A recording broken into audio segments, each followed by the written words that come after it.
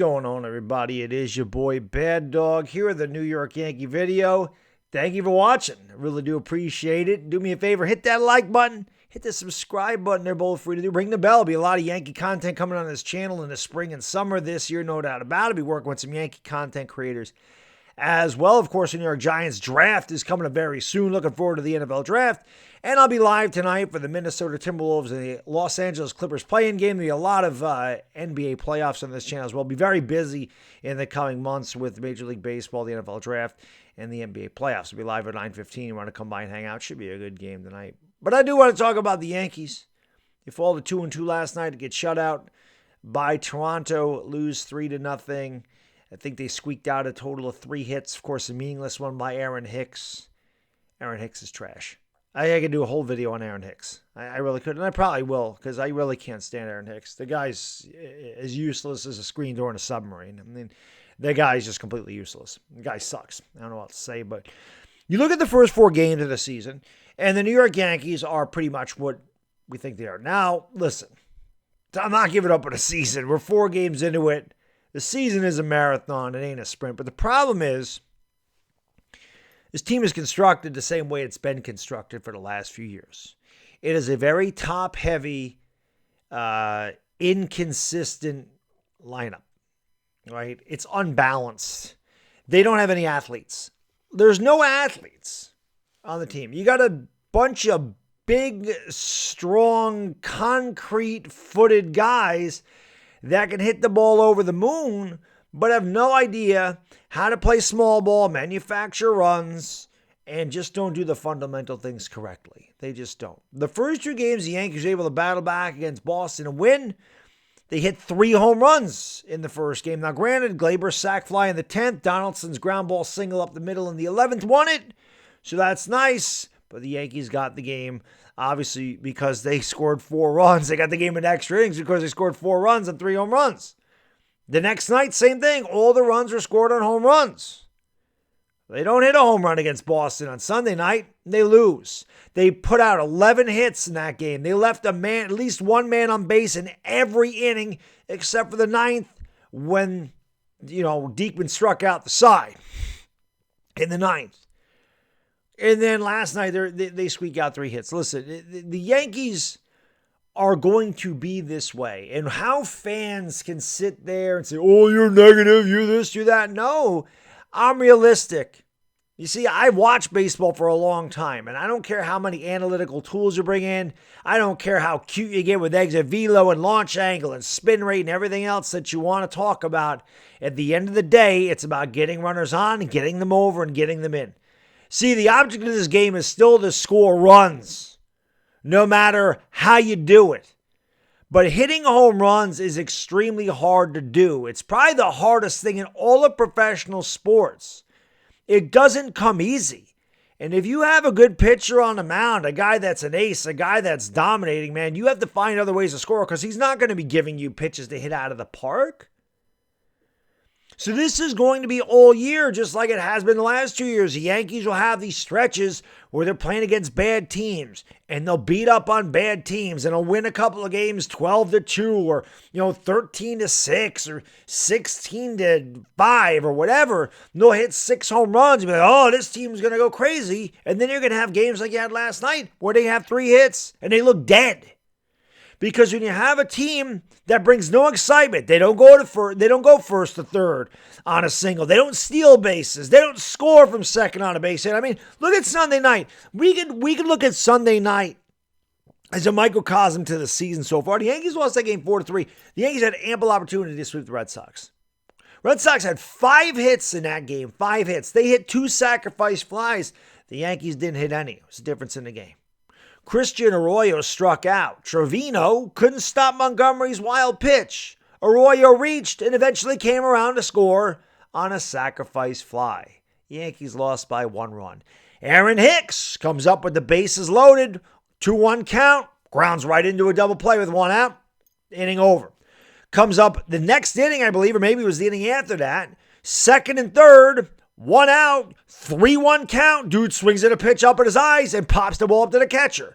Both times Hicks came up with an opportunity to drive a man in from third with less than 2 outs, and both times he failed. And again, the Yankees lose by 1 run. It's the little things that win you baseball games. And I don't know when this home run thing all of a sudden started. Guys like Dave Kingman and Rob Deere would have made hundreds of millions of dollars. And if you don't know who those players are that I just mentioned, it's obvious you don't know the history about baseball, and that's why you accept what's going on right now. In my opinion, this all started with Ryan Howard. Ryan Howard would strike out 200 times and hit 50 homers. That's when this whole thing started. And like I said, hey, listen, I like a home run.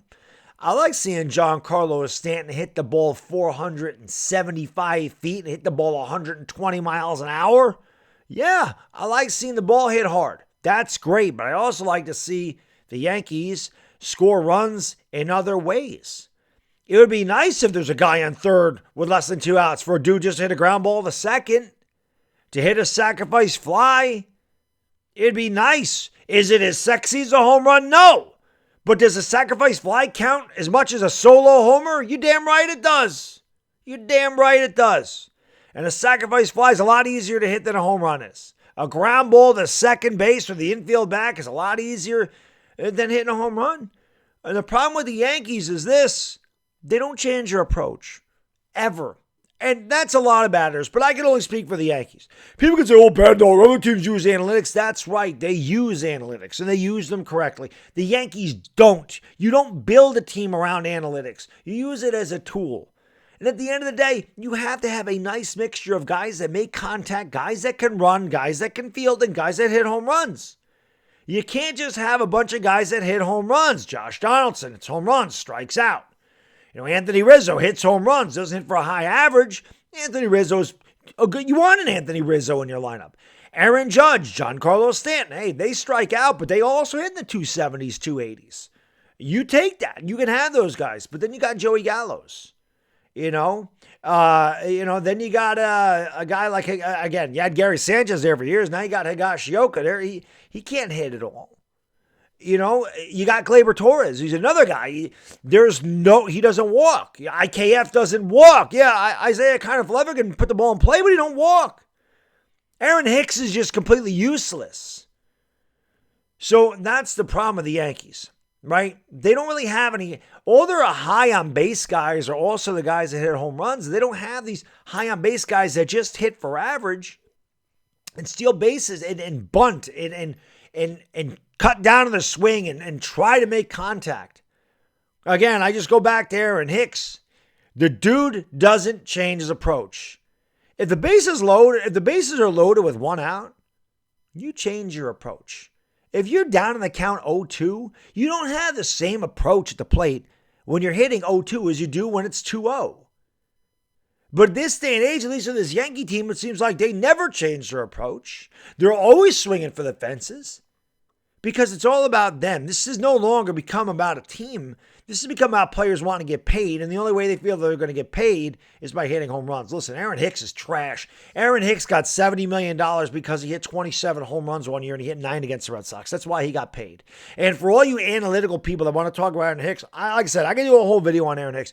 But one of the most telling stats I saw about Aaron Hicks in his career, for all you WAR people, you love WAR, Aaron Hicks' career WAR is just over 12. In 9 years, his career WAR is just over 12. Brett Gardner, who everybody hated and wanted out of town, his last 4 years, his WAR was 9 in 4 years. His WAR was 3 times higher than Aaron Hicks's has been since Hicks signed that contract. I think about that for all you analytical people out there. And if I'm not mistaken, you go back and look at Aaron Hicks's defensive career, I think he saved a total of 1 run in 12 years. He's had multiple years where he was negative WAR defensively. He's had years where he was negative WAR at the plate. Where the hell did the Yankees give this guy $70 million? It's poor contracts. It's poorly put together. It's an unbalanced lineup with a bunch of the same type of players, guys that just don't know how to get the job done. There's not one winner on this club. There's not one guy that comes up in a big situation. I'm like, this guy's going to come through. We had that years ago.